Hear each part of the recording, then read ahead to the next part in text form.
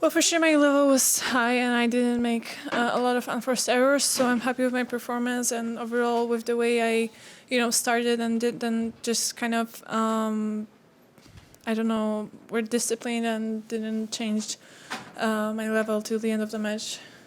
Very good. Thank you. Questions? Andrew?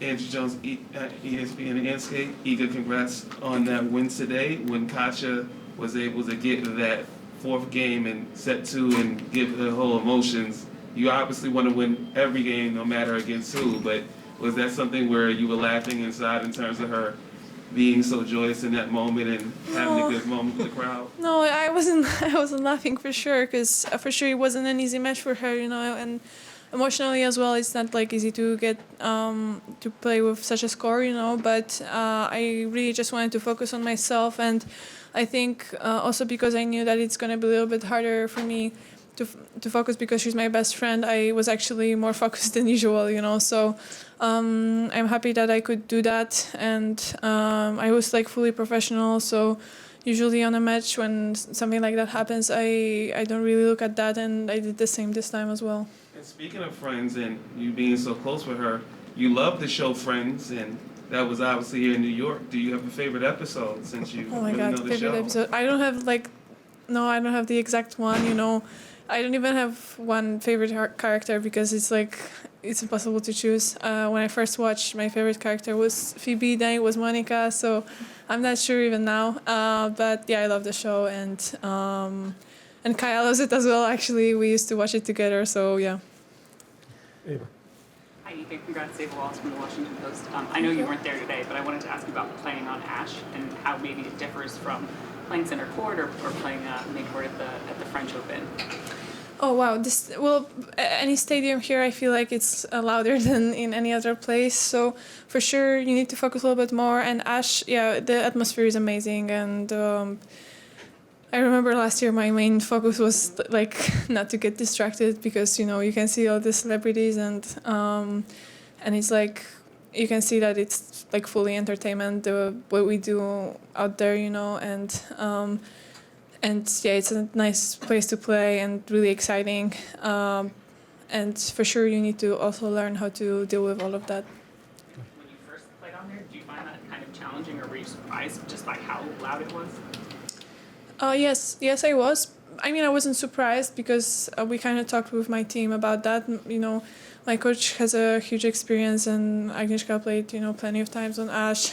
Also, Daria is always kind of observing how are the circumstances on on the court or outside of the court, what I should be aware of, to be ready and not surprised. But for sure, still when you have to enter and kind of deal with that, it's a little bit different than just knowing, So I was prepared. I remember it. It wasn't last year, no, or maybe 2 years ago. So it's not like I played first few tournaments I played only on outside courts, so for sure it wasn't like a smooth transition for me. I played on Lewis against Vika Azarenka in 2021, but on Ash, yeah, a little bit later. Hey, Iga, Meredith Cash from Insider. You mentioned after the match that you spoke with Roger last week about embracing being the world number one. I'm curious what advice he offered you. Well, honestly, I feel like he embraced everything, and he was. I mean, when he was on tour, it seems like, from his perspective, it was like mainly fun, and I also heard from other people that even 30 minutes before a final, he could chat, and be relaxed. So he's that kind of guy, and I think there's something we can learn from that. But for sure, I'm a little bit different person. I need to really stay in the zone and in the bubble and be focused. So for sure it was nice to hear about the other perspective, and it's tough to for him also to give advice in such a short talk, especially when we don't see each other every day on tour, because when he finished I just started, but I'm really happy that I had the opportunity to talk to him a little bit more and to just see how he approaches some stuff, and for sure he was pretty open to tell me that. Willie. Willie Weinbaum from ESPN. Congratulations. Thank you. with all your experience now in going deep in majors, how would you describe the year-long grind, physically and mentally, that is involved in getting deep in majors? Well, grind, you mean like... The hard work, the effort, and all that goes into both the mental and physical side. Well, I mean, I would like describe the whole job to you, you know, so for sure, well, these are the tournaments that we really focus on and kind of prepare for, besides, you know, some WTA thousands or WTA finals, you know, so for sure being ready for Grand Slams, you need a lot of work and a lot of grind, and the season isn't it's not convenient sometimes to have like a lot of time to practice during the season, but I always try to find that before Grand Slams, so yeah, well, you need a lot of that. I don't know. Okay. Sorry. Howard? Howard Fenrich with the Associated Press. We're pretty far down into the season. It's a long season, very short off seasons. By this time of year, do you generally find yourself more exhausted physically or mentally, would you say? Well, it depends, you know, because on my first years on tour, I wasn't that good physically, and I didn't play such a long tournament. I mainly just, you know, I was losing like fourth rounds or quarterfinals sometimes, so or even earlier, you know, before my Roland Garros title. So,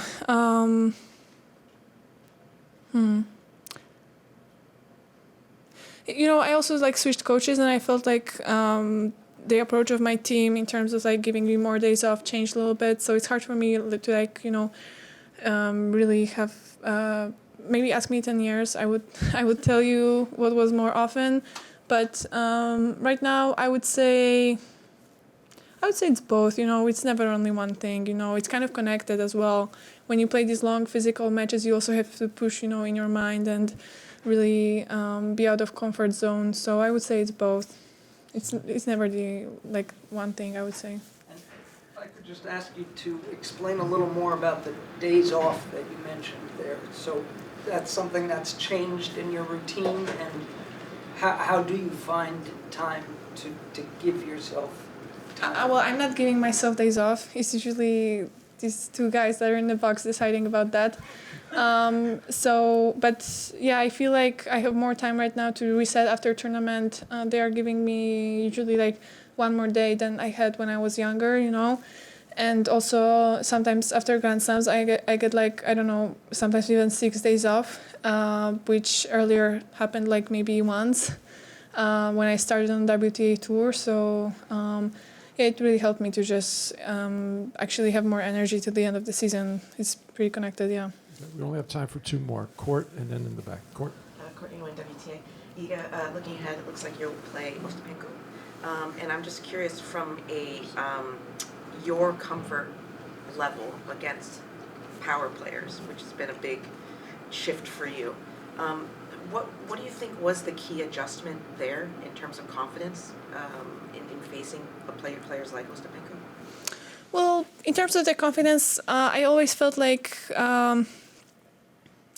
I still need to kind of work on some technical and, you know, tennis skills to build up my confidence. And, you know, I learned a lot during these past 2 years to how to play on faster hard courts and how to play against heavy hitters. With Elena, it's a little bit like, you know, one day she can play a perfect match and just put everything in, even though she's really risking, and the other day can be different. So you never know what to expect. But I accept that, you know, all these players, they are going to play, you know, the best tennis against me. I felt that a couple of times already. So it's not easy against her. We played a really tight match 2 years ago in Dubai. So for sure I'm getting close. And we'll see how, you know, if it's going to be her or Bernarda, they still have to play, right? It's 5-1, and she's at least 2 points away from victory. So for Elena? Or Elena. yeah, so yeah, we'll see. I mean, I'm getting better and better at that, so yeah. Last question in English. Hi, Iga. Jonathan Ureko, BBC Sport.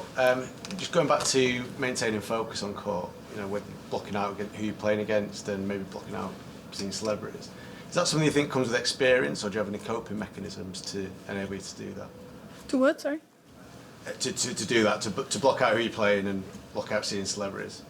Well, I learned how to be more focused for sure, and that was one of the main actually reasons that I wanted to, work with a mental coach or sports psychologist, because I knew that there is a lot I can change in that, when I was younger. I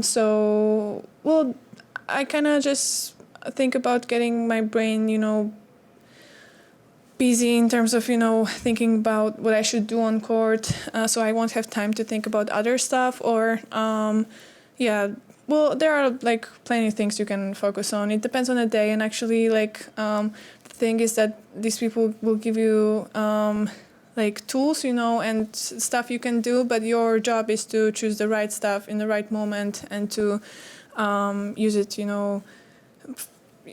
Each day sometimes is a different solution. So for me, I also have to see what day I have, if it's easy for me to get focused or not. But I haven't had many situations when I saw a celebrity on the stands and I, completely couldn't focus. I remember also we invited Lindsey Vonn last year to my box, and my team kind of did that without my knowledge because I'm still young. So we're kind of seeing what I can kind of know and still be focused and what not, So every year I'm doing a lot of progress, and because I'm doing that progress, I can also invite some friends to more tournaments or do some fun stuff during the tournament. It's I remember last year when there was Champions League final in Paris, I was so shocked because Rafa went, and I know that the final finished really late, and I was oh, I wish I could have done that as well. But it's years of experience and learning how to still have energy and focus on your match, because he played day session next day, so I was really I wish I could do that, but I'm getting better. And I also talked with other athletes that already, finished their careers and have a lot of experience, and they also said that I shouldn't rush it. I should really do it step by step. So my focus is getting better.